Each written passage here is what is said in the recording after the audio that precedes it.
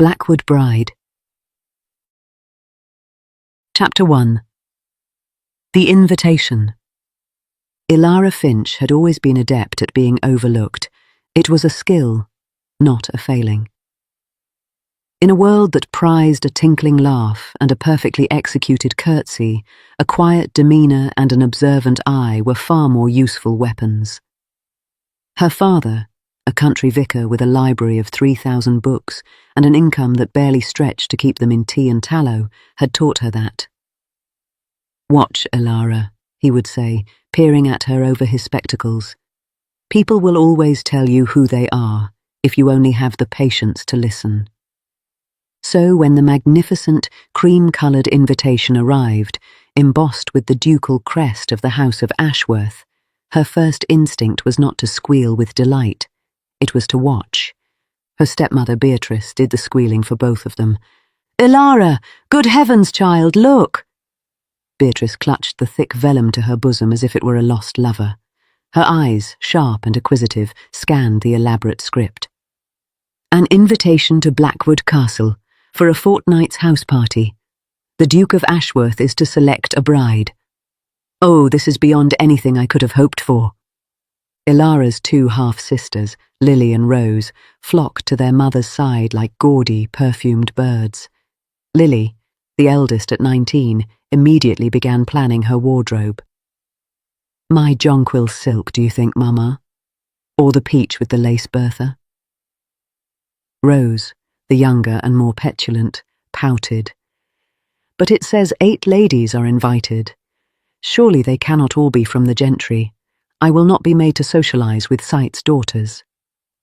Ilara remained by the window, the weak English sunlight doing little to warm the small parlour of their rented house in Bath. She watched them, a family unit of 3, orbiting around the invitation, as if it were the sun itself. She was but a distant, cold planet, only acknowledged by the gravity of their ambition. Her father's death 2 years prior had left her in a precarious position. Beatrice, his second wife, had made it abundantly clear that Ilara was a drain on their already strained resources. She was permitted to stay, to act as an unpaid governess to her sisters and a general companion to her stepmother, because it was cheaper than sending her away. Her dowry was a pittance her father had managed to scrape together, a laughable sum in the eyes of any fortune hunter, let alone a duke. "Ilara, are you listening?" Beatrice's sharp voice cut through her reverie. "You are included in the invitation." Her sisters' heads snapped towards her, their expressions a mixture of disbelief and disdain. "Her?" Lily's nose wrinkled. "Surely it's a mistake," Rose added. "They must mean to invite a different Finch." "It says Miss Ilara Finch, daughter of the late Reverend Finch," Beatrice read out, her own tone laced with irritation. She looked at Ilara, and the calculation in her eyes was plain.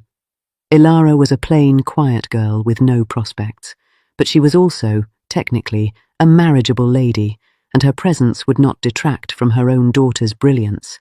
If anything, she might serve as a useful foil, a sparrow next to 2 peacocks. "You will need new gowns," Beatrice said, the words tasting of vinegar. "We shall have to let out the hems of my old ones. It will not do to have you look entirely the pauper." And that was that. Ilara's fate was decided. She was to be packaged and shipped to a remote castle in Northumberland, a lamb among wolves, all so the Duke of Ashworth could have his pick of the litter. The journey north took the better part of 2 days. As their hired carriage rattled and swayed, her sisters bickered endlessly about which of them the Duke would prefer. Lily was certain her blonde ringlets and accomplished pianoforte playing would win him over. Rose was banking on her dark, dramatic looks and skill at charades. Ilara listened, watching the landscape change from the tidy green fields of the south to the wild, windswept moors of the north. The sky grew heavy and grey, the air taking on a biting chill. Blackwood Castle, when it finally emerged from the swirling mist, was exactly as its name suggested. It was a hulking, ancient pile of grey stone, perched on a cliff overlooking a churning leaden sea. It was beautiful in a grim, forbidding way, a place of legends and shadows. Ivy, black as ink, clung to its walls, and the few narrow windows winked in the fading light like half-closed eyes. They were met at the great oak doors by a butler of such impeccable severity he made their own modest staff at home look like unruly children.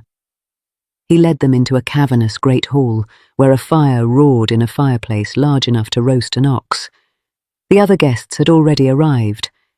Ilara's gaze moved over them, cataloguing, filing away impressions as her father had taught her. There was Lady Annabel Croft, a vision in ice-blue silk, her chin tilted at a haughty angle that spoke of old money and older titles. Miss Cordelia Winthrop, a plump, cheerful girl who seemed perpetually on the verge of a giggle.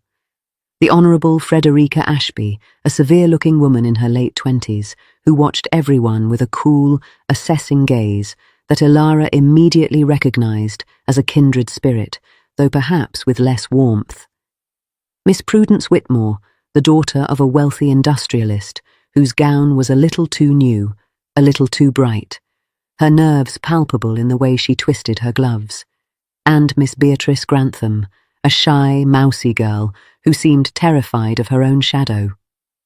8 marriageable ladies, a strange assortment.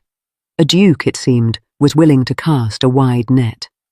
After a tense hour of introductions and stilted conversation, they were summoned to dinner.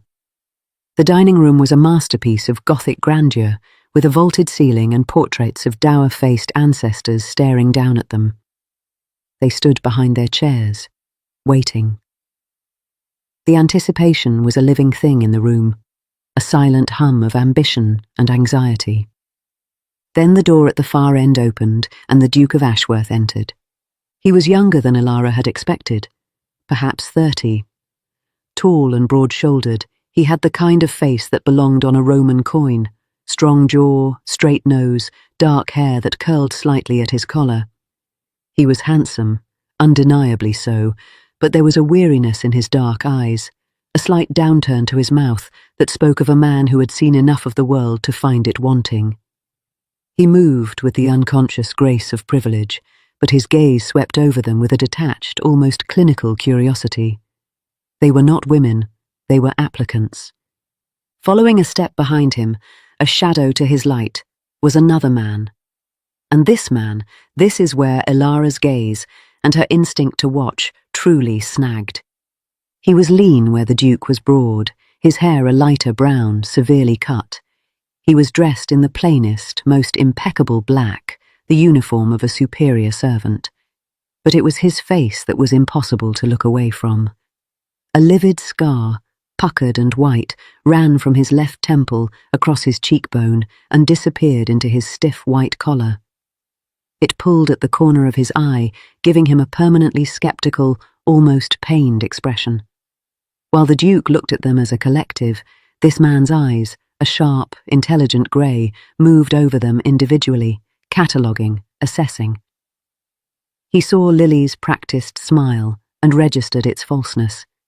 He noted Rose's nervous fidgeting, and when his gaze met Ilara's, it wasn't a passing glance.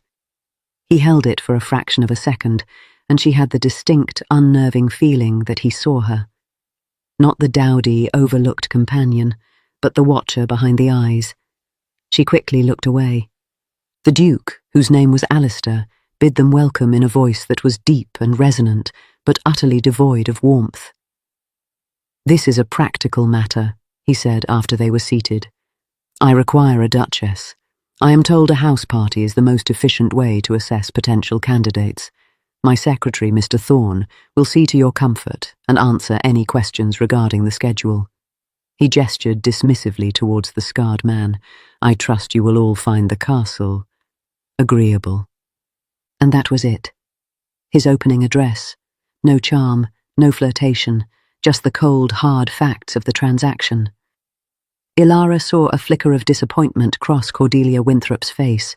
Lady Annabel, however, looked even more determined, as if she saw the challenge as a worthy one. Throughout the interminable meal, Ilara watched, The Duke spoke little, mostly to Mr. Thorne, who sat at the far end of the table, a silent, observant presence. She watched the other women perform. Lily played the ingenue, fluttering her eyelashes and laughing musically at nothing. Rose attempted a sophisticated ennui, sighing dramatically over the soup. Frederica Ashby asked the Duke a series of intelligent, pointed questions about the estate's management, which seemed to surprise him.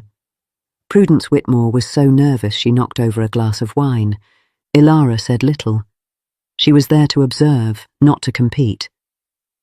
Later that night, unable to sleep, she wrapped a shawl around her shoulders and stepped out onto the narrow balcony off her assigned bedchamber. The wind howled off the sea, whipping her hair across her face. It was cold, bracingly so. She heard a sound, a soft curse, from the balcony next to hers. She turned her head. Mr. Thorne stood on an adjoining balcony, a lit cigarette in his hand. The wind made the tip glow bright orange. He hadn't seen her. He was staring out at the churning black water, his scarred profile a stark silhouette against the faint light from his room. He looked in that moment not like a cynical secretary, but like a man carved from the same stone as the castle itself, enduring, solitary and profoundly sad. He must have sensed her gaze, for he turned. He didn't start, or look surprised. He simply looked at her, his expression unreadable. "The wind is cold, Miss Finch," he said, his voice low and carried away by the gale. "You should go inside." It was not a suggestion, but a quiet command. Before she could respond, he had stubbed out his cigarette and retreated back into the shadows of his room. As Ilara turned to do the same, a scream tore through the night. It was high, sharp, and utterly terrified, and it came from somewhere deep within the castle's stone heart. It was followed by a dreadful, absolute silence. Chapter 2. The First Cut. The scream ripped the night apart. For one frozen second, Ilara stood on the balcony, her blood turned to ice water. Then chaos erupted. She heard doors banging open along the corridor, the panicked rise of voices. She rushed back into her room and out into the hallway. Lily and Rose were there, clinging to each other, their faces pale. Cordelia Winthrop was crying. Lady Annabel, wrapped in a silk dressing gown, was demanding someone find a footman. It was Mr. Thorne who cut through the noise. He was striding down the corridor, fully dressed, his face grim. "Everyone, return to your rooms and lock your doors. Now." His voice was low, but it carried the absolute authority of someone used to being obeyed.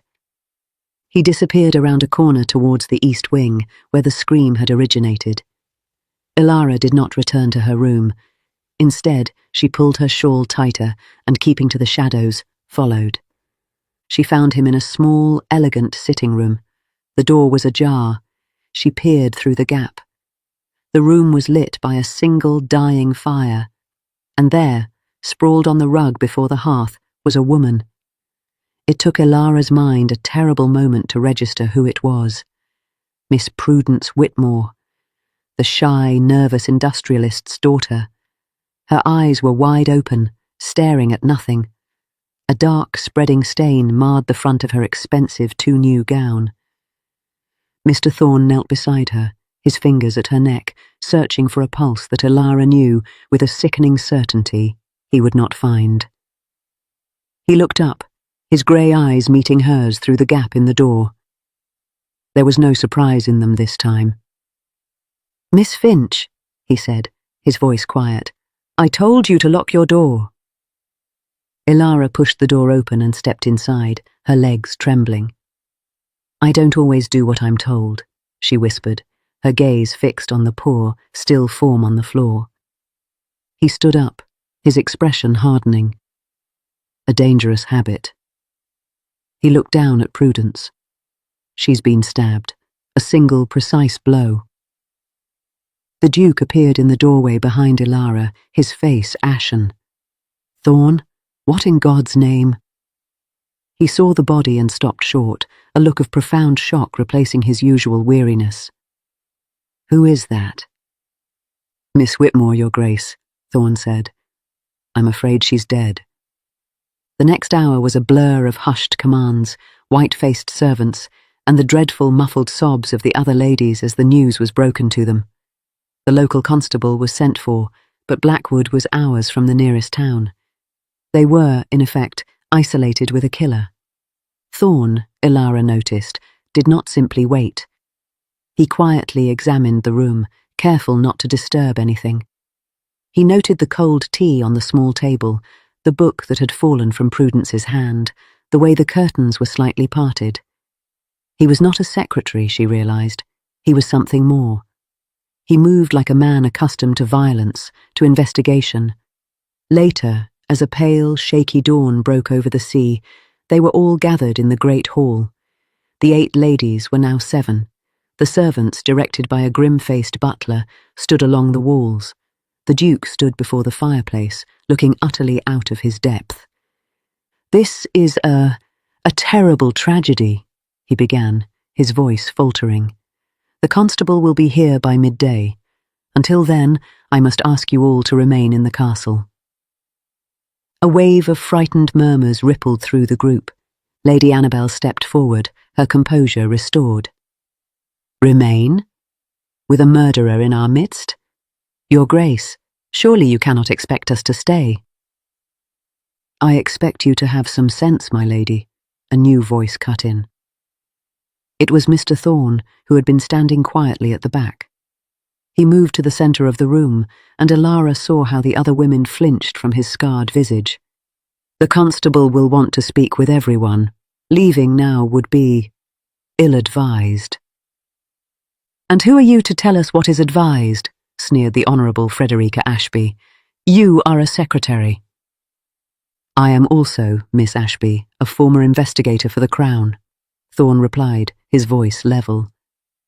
"My scars were earned in the pursuit of men far more dangerous than the one we now face.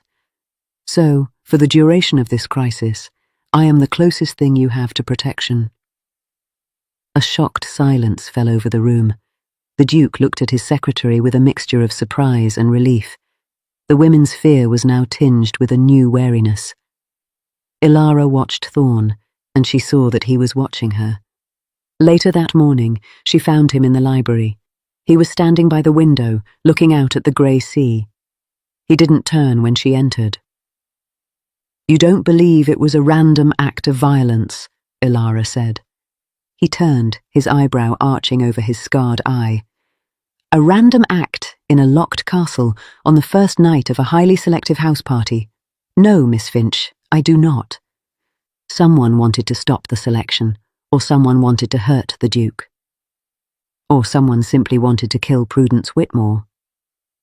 He walked over to a table where he had laid out a few items. Prudence's book, a handkerchief, the cold tea things. She was a quiet girl, nervous, an outsider like the rest of you in a way. But she knew something, or she saw something, that made her a target. Ilara moved closer to the table. The tea. It was for 2 people. She was expecting someone. Precisely. He looked at her, a flicker of interest in his eyes. "You notice things, Miss Finch. Your sisters were too busy planning their wedding gowns to notice the state of the tea tray.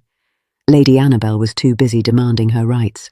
Miss Ashby was too busy challenging my authority. But you saw it."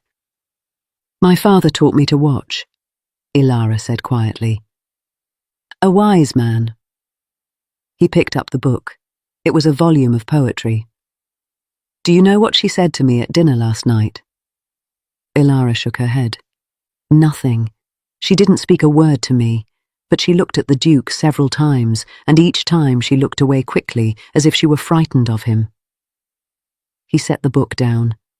"Fear is a powerful motivator, Miss Finch, for the victim and for the killer." A knock on the library door interrupted them. A maid entered, her face pale. "Mr. Thorne, sir. The constable has arrived. He's asking for you." The constable was a stout, red-faced man named Higgins, who was clearly out of his depth in a castle full of aristocrats.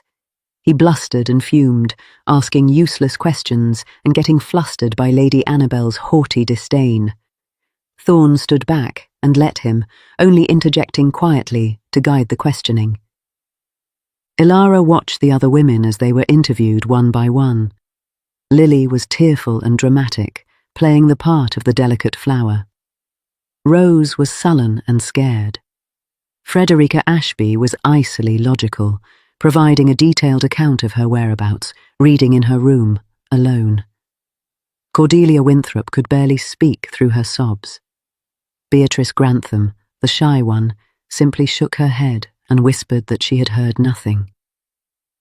Lady Annabel treated the whole affair as a personal inconvenience. The interviews revealed nothing. Everyone had been in their rooms. No one had seen or heard anything before the scream. That evening, the atmosphere in the castle was suffocating.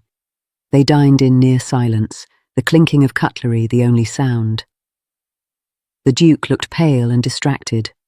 Thorne, as always, was a silent, watchful presence at the end of the table. Ilara caught his eye once, and he gave her the slightest inclination of his head, a silent acknowledgement. Later, unable to bear the oppressive quiet of her room, Ilara went for a walk in the castle's vast, echoing corridors. Her wanderings led her to the gallery, a long, narrow room lined with portraits of dour Ashworth ancestors. A single figure stood before one of the paintings. It was Mr. Thorne. He didn't turn. "You have a talent for finding me, Miss Finch." "And you have a talent for lurking in shadows," she countered, surprising herself. He almost smiled. The scar pulled at his lip, making the expression look more like a wince. "It's a necessary skill in my line of work. Or it was." He gestured to the portrait. It was of a beautiful, dark-haired woman with sad eyes. "The late Duchess, the Duke's mother. She died when he was a boy." Ilara looked at the painting, then at him. "You knew her?" "I knew of her. I was brought into the Duke's service by his father, the old Duke, a few years later. Alistair was a lonely child, a castle, a title, and no one to share it with." He turned away from the portrait.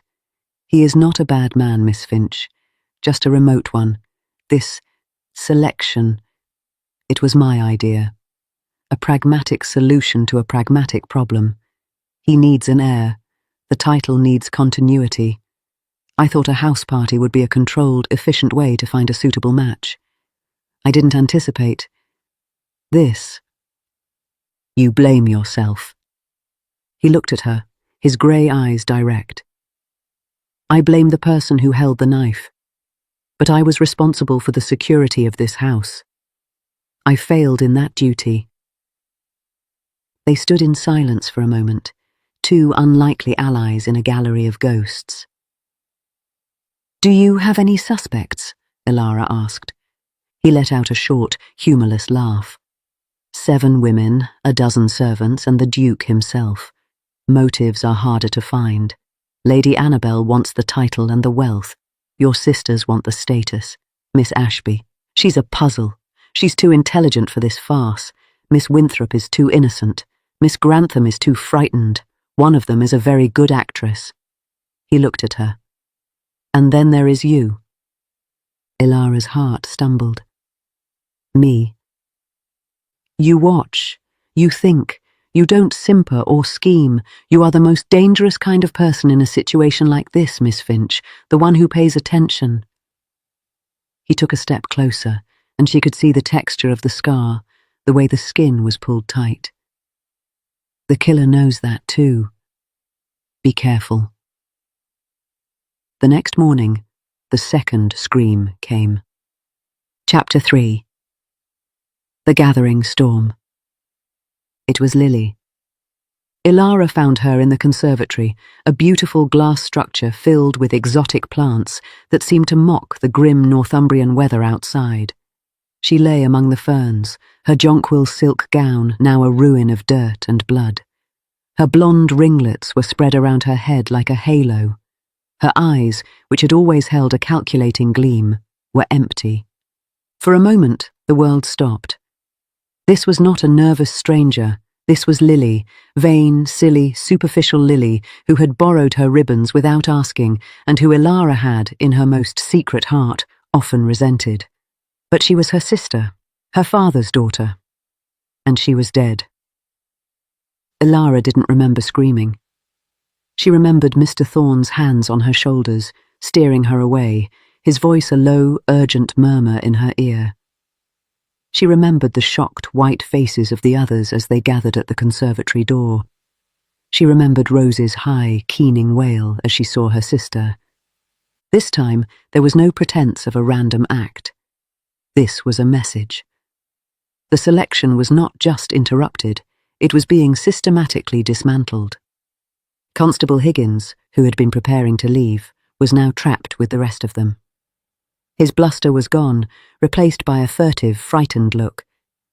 He was a man who handled sheep stealers and drunken brawls, not a double murderer. Thorne took charge. He ordered the conservatory sealed. He questioned the servants about who had been in that part of the castle. He gathered them all in the drawing room, his scarred face a mask of cold efficiency. 2 women are dead, he said, his voice cutting through the sobs and murmurs. The constable is doing his duty, but I will be conducting my own investigation. I will need to speak with each of you again. Privately. He started with Rose, who was hysterical and could offer nothing but tears. Then Cordelia Winthrop, who was convinced she would be next. Then Beatrice Grantham, who could barely whisper her name. Then Frederica Ashby, who was, as before, icily composed. When it was Ilara's turn, she met him in the library. She was still numb, her mind struggling to process the image of Lily on the cold stone floor. "I'm sorry for your loss, Miss Finch," he said, and for the first time there was a gentleness in his voice. Even when relationships are complicated, death has a way of clarifying them. Ilara nodded, not trusting herself to speak. "Did Lily say anything to you? Mention anyone who frightened her, or any encounter she found strange?" Ilara thought back. The journey, the first, tense dinner. She was focused entirely on the Duke, she said. They all were, but she was confident, too confident. She thought her beauty was an unassailable weapon. The only person she was wary of was Lady Annabel. She saw her as her main rival. "Rivalry is a motive," Thorne mused, jotting something down in a small notebook. "But is it a motive for murder? Killing your rival for a man you've known for 2 days seems extreme." "Unless there was something else," Ilara said, her mind starting to work again, the numbness receding. Lily was a gossip. She loved to find out secrets. She was always prying, listening at doors. She thought it gave her power. Thorne looked up, his eyes sharp. "That's a very useful observation, Miss Finch. Perhaps Prudence Whitmore was the same, a quiet, nervous girl who saw something she shouldn't. Perhaps she tried to tell Lily, and Lily, in her vanity, decided to investigate on her own." He stood up and began to pace. "We need to look for a connection between them, a place, a time, a person." He moved to a small table where he had laid out the few pieces of evidence. Prudence's book of poetry, a handkerchief that had been found near her body, a simple, unmarked piece of linen. And now, from Lily's room, a small silver locket she always wore. It was plain, but inside, instead of a portrait, there was a tiny, folded piece of paper. "The maid found this in her jewellery box," Thorne said, handing it to Ilara. "It wasn't on her person." Ilara carefully unfolded it. On it, in a shaky, unfamiliar hand, was written a single line. "The library. Midnight. I know what you are." A chill that had nothing to do with the castle's drafts ran down her spine. This is how the killer lured Prudence, and Lily must have found it, or perhaps the killer sent one to her too. But Lily's note was hidden, Thorne said, not destroyed, but hidden. She was saving it, using it as leverage. "Blackmail," Ilara whispered. She tried to blackmail the killer. A fatal mistake. He took the note back, handling it by the edges. This paper is of high quality, but not the castle's stationery. It's personal, and the handwriting, it's deliberately shaky, disguised. He looked at her. Who here has something to hide? The question hung in the air. The answer, of course, was all of them. But for one of them, their secret was worth killing for. Later that day, the Duke requested to see Ilara. He was in his study, a dark, wood-panelled room. He looked haggard, the weariness in his eyes now tinged with guilt. "Miss Finch," he said, rising as she entered. "Please, sit. I wanted to express my profound condolences. Your sister. This is a nightmare. I am so terribly sorry." Ilara sat, studying him. Was his grief genuine? Or was it the performance of a man covering his tracks? "Thank you, Your Grace." He ran a hand through his hair, a gesture of pure agitation. This was meant to be a simple thing, a duty. Now, 2 women are dead under my roof. My name will be forever linked to this horror. He looked at her, and for a moment, the remote Duke was gone, replaced by a man wrestling with a terrible reality. "Thorn tells me you are helping him, that you are observant." "I am trying to understand what happened to my sister," Ilara said. Of course. He hesitated. "If there is anything I can do. Anything at all." "There is one thing, Your Grace. Prudence Whitmore. Did you speak with her alone at any point?" The question seemed to catch him off guard. He frowned. "I spoke with all the ladies, briefly, upon your arrival, a few words of welcome." "Why?" "She seemed frightened of you. Mr. Thorn noticed it at dinner." He stared at her, a flicker of something, hurt, anger, in his eyes. "Frightened? Of me? Good God, why? I've done nothing to inspire fear." "Perhaps she knew something," Ilara pressed, her voice calm. "Something about you, or about someone else in this castle." He stood up abruptly, his chair scraping against the floor. "I think you've said enough, Miss Finch. I am not a suspect. I am the victim here. My house has been violated. My guests have been murdered." He walked to the window, his back to her. "Please, leave me." Ilara left, but her mind was racing. His reaction was telling. It wasn't the outrage of a falsely accused man. It was the flustered defensiveness of someone with something to hide. That night, the storm finally broke. Rain lashed against the windows, and wind howled around the turrets like a chorus of the damned. Unable to sleep, Ilara decided to visit the library. Perhaps there was something they had missed. The castle was dark, the servants having retreated to their quarters. She carried a single candle, its flame guttering in the draughts. As she approached the library door, she saw a faint glow from within. She hesitated, then quietly pushed the door open. Mr. Thorn was there, standing before the fireplace, but he was not alone. The Honourable Frederica Ashby was with him, and she was crying. Great, heaving sobs that shook her entire frame. Her icy composure was completely gone. "I had to tell someone," she was saying, her voice ragged. "I can't bear it any longer. I saw her. I saw Prudence that night." Thorn's voice was low, soothing. "Tell me, Miss Ashby. What did you see?" "I was walking in the corridor. I couldn't sleep. I saw Prudence go into the sitting room. She was humming. She seemed happy. I thought nothing of it. But then, a few minutes later, I saw someone else go in." "Who?" Frederica took a shuddering breath. "It was the Duke." Ilara felt the blood drain from her face. She remained frozen in the doorway, hidden in the shadows. "Are you certain?" Thorn asked, his voice carefully neutral. "Yes, I saw his profile clearly in the light from the sconces. He went in, and a few moments later, he came out. He was walking quickly, looking over his shoulder, and then, not 5 minutes later, we heard the scream." Thorne was silent for a long moment. "Miss Ashby, why didn't you say this before?" "Because who would believe me?" she cried. "I am a nobody. He is a duke. I thought perhaps I was mistaken. But with the second murder, I know I'm not. He's a monster." Just then, a floorboard creaked behind Ilara.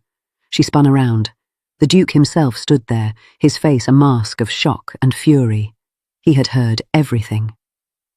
Chapter 4. The Sinful Truth. For a heartbeat, they were all frozen in a tableau of fear and accusation. The Duke, his face pale in the candlelight, Frederica Ashby cowering back against the fireplace, and Mr. Thorne standing between them, his scarred face unreadable. "You," the Duke breathed, his eyes fixed on Frederica. "You would accuse me of murder." "I saw what I saw, Your Grace," Frederica said, her voice trembling but defiant. "I will not lie, not even for you." Thorne moved, placing himself physically between the Duke and Frederica. "Alistair, go back to your room."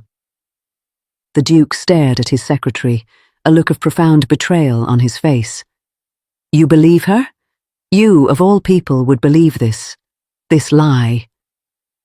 "I believe in evidence," Thorne said quietly, "and your presence outside a door, while damning, is not yet evidence of guilt.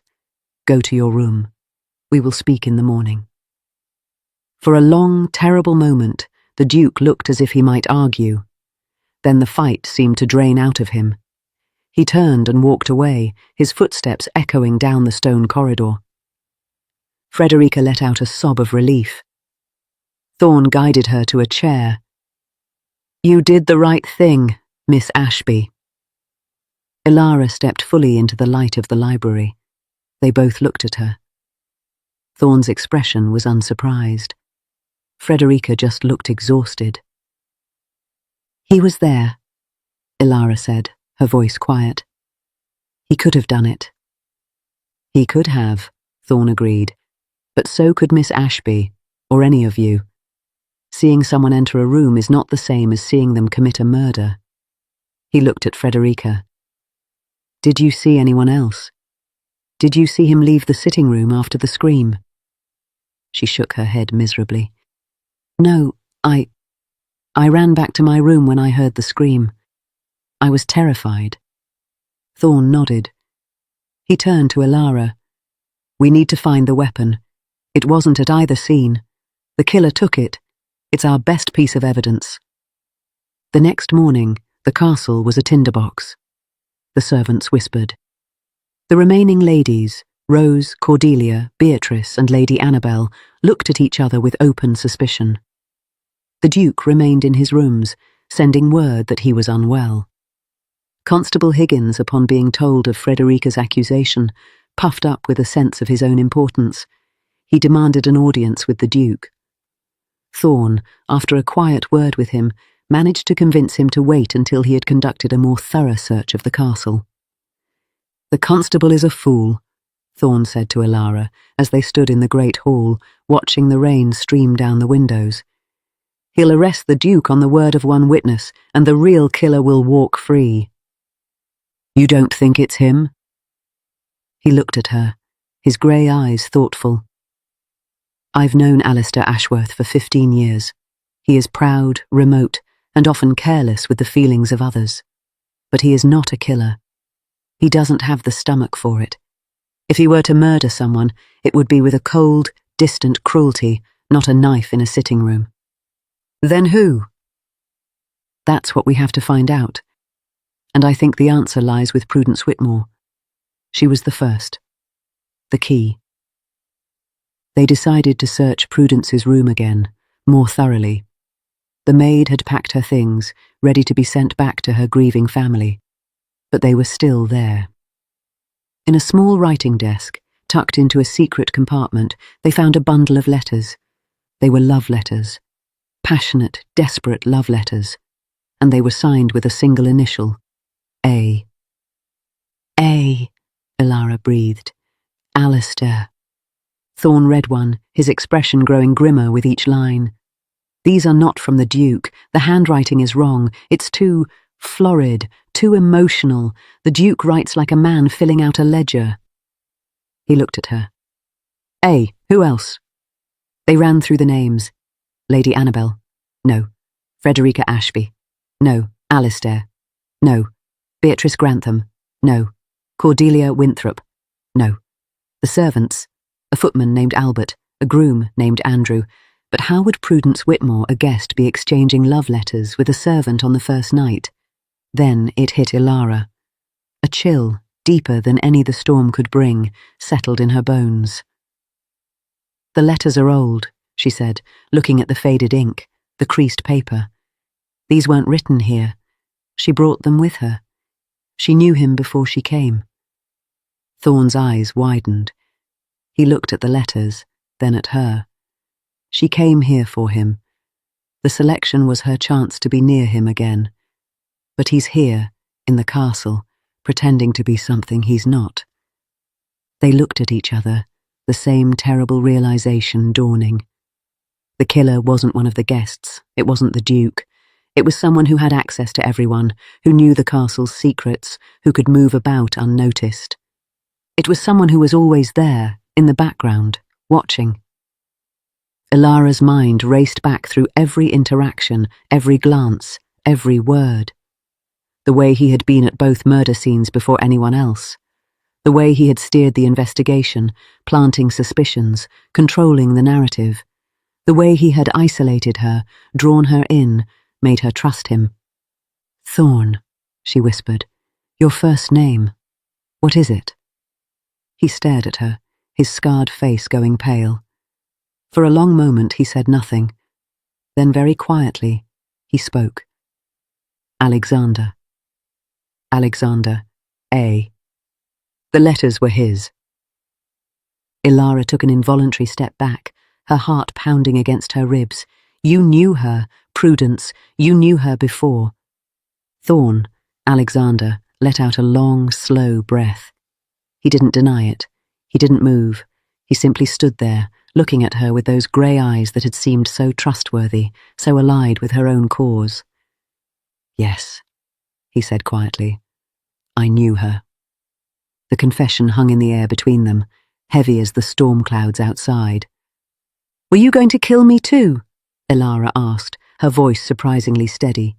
"When I got too close, when I figured it out." Something flickered in his eyes. Pain. Regret. It was impossible to read.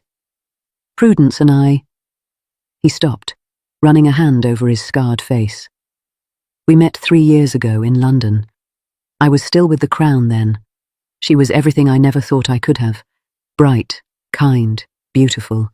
She didn't care about the scar. She said it made me look dangerous and romantic." A bitter smile twisted his lips. "Foolish girl." "What happened?"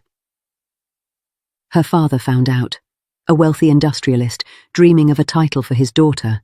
He forbade her from seeing a lowly investigator with a ruined face and no prospects. He threatened to ruin me, to have me dismissed. I ended it. For her sake. Or so I told myself. He looked down at the letters in his hand. She never stopped writing. I never replied. I thought she would forget me, find some suitable lordling, live the life she was meant to live. But she didn't forget. No. When she saw the invitation to Blackwood, she must have realized. Alexander, my position as the Duke's secretary. She came here to find me, to confront me, to... I don't know what she wanted. His voice cracked, just slightly. I was terrified. If anyone discovered our connection, my position here would be over. The Duke trusts me. He's the closest thing I have to family. I couldn't lose that. So you killed her? He looked up sharply. No, I didn't kill her. I loved her. I loved her then and I love her still. I would never have harmed her. Then who did? Someone who found out about us. Someone who used that knowledge. He moved to the window, staring out at the rain. Prudence was frightened of the Duke, you said. But she wasn't frightened of him. She was frightened for him. Or rather, she was frightened of what someone might do to him. To us. Ilara's mind was spinning, trying to fit the pieces together. She knew something about someone else in the castle, someone with a secret worth killing for. Lily found out. She was a gossip, you said. She must have overheard something, found a clue and tried to use it. She went to the killer, thinking she could profit. Instead, she ended up like Prudence. Then who? Ilara demanded. Who else has something to hide? Thorne turned to face her. I don't know, but I think I know how to find out. He explained his plan quickly, quietly. It was dangerous, reckless, and it depended on Ilara's willingness to act as bait. She listened, her heart hammering, and when he finished, she nodded. I'll do it. The trap was simple. Ilara would let it be known, through whispered conversations with the servants, that she had found something in Prudence's room, something incriminating, something she would reveal at midnight in the library. Then they would wait.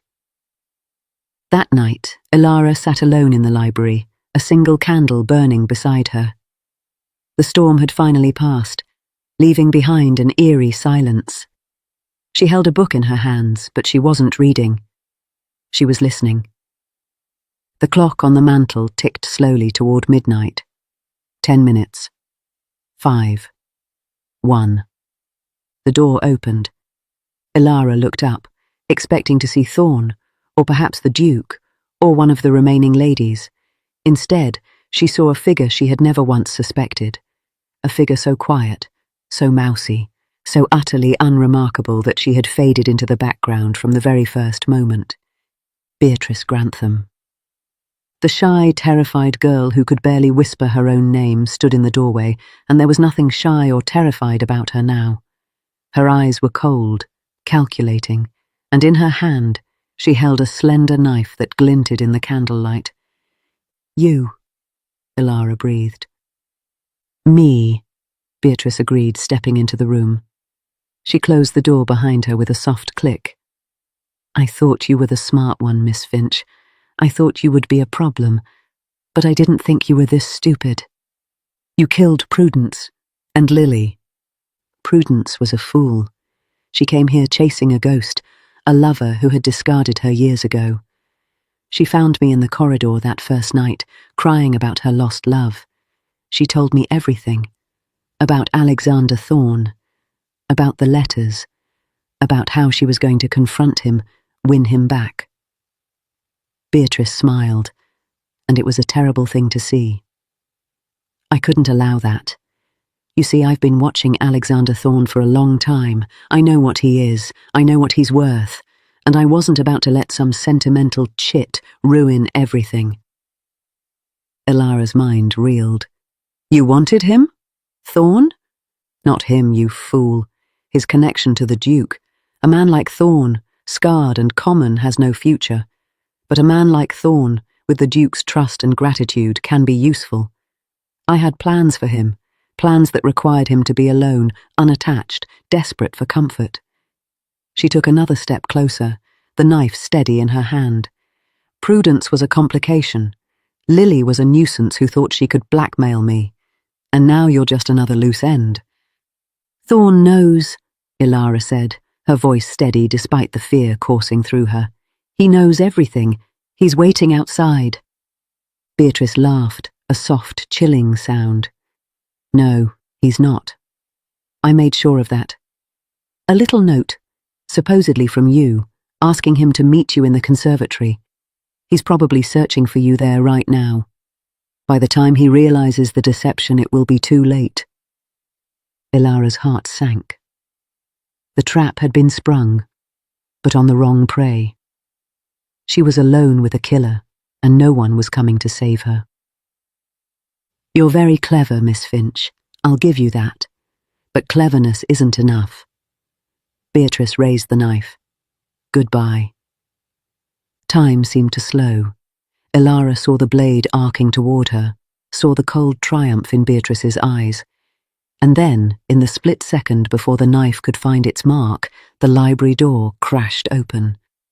Thorne stood there, his face a mask of fury. In his hand he held a pistol, levelled directly at Beatrice. Drop it! he said, his voice low and deadly. Beatrice froze. The knife halted in mid-air. For a moment she looked as though she might try to complete the strike anyway, but something in Thorne's eyes made her think better of it. The knife clattered to the floor. "How?" she whispered. "Your note was too neat, too perfect. Miss Finch would never write such a formal request." He stepped into the room, keeping the pistol trained on her. "I've been waiting outside this door for the past hour. I heard everything." Beatrice's composure crumbled. The cold, calculating mask dissolved, revealing the frightened, desperate creature beneath. "You don't understand. I had to. I had to." "I understand perfectly," Thorne said. "You're a killer, and you'll hang for it." Behind him, Constable Higgins appeared, red-faced and puffing, accompanied by 2 footmen. They took charge of Beatrice, who had begun to sob, great, ugly tears that stripped away the last vestiges of her harmless facade. As they led her away, Ilara let out a breath she hadn't realized she'd been holding. Her legs gave way, and she sank into the nearest chair. Thorne lowered the pistol and came to her side. "Are you all right?" She nodded, though her hands were shaking. "You came." "Of course I came." He knelt beside her chair, his scarred face close to hers. For the first time, she didn't see the disfigurement. She only saw the man. "I told you. You're the one who pays attention, the one who sees. I wasn't about to let that be extinguished." In the days that followed, the truth emerged piece by piece. Beatrice Grantham, it turned out, was not the impoverished relation she had claimed to be. She was the daughter of a disgraced businessman who had lost everything in a venture backed by the late Duke of Ashworth. She'd come to Blackwood not to find a husband, but to destroy the family she blamed for her father's ruin. Thorne, with his connection to the Duke, was meant to be her way in, a tool to be manipulated, then discarded. Prudence had stumbled upon her secret. Lily had tried to profit from it. Both had paid with their lives. The remaining guests departed as soon as the constable allowed. Lady Annabel left with her haughty composure intact, though her dreams of a ducal coronet lay in ruins. Frederica Ashby shook Ilara's hand warmly and wished her well. Cordelia Winthrop wept with relief.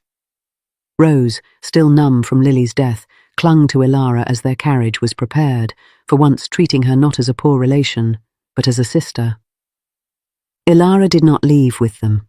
The Duke, chastened and humbled by the horrors that had occurred under his roof, had asked her to stay. "To help set things right," he had said, though his eyes suggested he hoped for something more. But it was not the Duke who drew Ilara to the cliff's edge on her final evening at Blackwood. It was Thorne. He stood where she had first seen him on that terrible first night, staring out at the sea. The wind had returned, gentler now, carrying the salt scent of the water. "You're leaving tomorrow," he said, not turning. "Yes." "Back to Bath. To your stepmother. To whatever comes next." She moved to stand beside him. "What will you do?" He was silent for a long moment. "I don't know. My position here is complicated now. The Duke knows about Prudence, about my past. He's been kind, understanding, but everything has changed." "Not everything." Ilara looked at his profile, at the scar that had once seemed so frightening and now seemed simply a part of him. "You're still the man who solved 2 murders, who saved my life." He turned to look at her, his grey eyes searching. "And you're still the woman who pays attention, who sees what others miss." A pause. "Who saw me?" The words hung between them, heavy with possibility. "I could stay," Ilara heard herself say, "for a while, to help with whatever comes next." The almost smile flickered across his face again, and this time it reached his eyes. "I would like that, Miss Finch." "Ilara," she said. "Call me Ilara." They stood together on the cliff, watching the sun sink into the sea, painting the sky in shades of gold and crimson. Behind them, Blackwood Castle loomed, ancient and forbidding, its secrets laid bare at last. Ahead lay an uncertain future, full of questions without answers. But for now, in this moment, Ilara Finch was not overlooked. She was seen, and that, she realized, was enough to begin. The end. Thank you, dear reader of the Regency Gazette, for joining us in another tale of love, intrigue, and whispered ballroom secrets. If today's romance delighted you, kindly bestow a like upon this video. It helps our Gazette reach more lovers of Regency storytelling.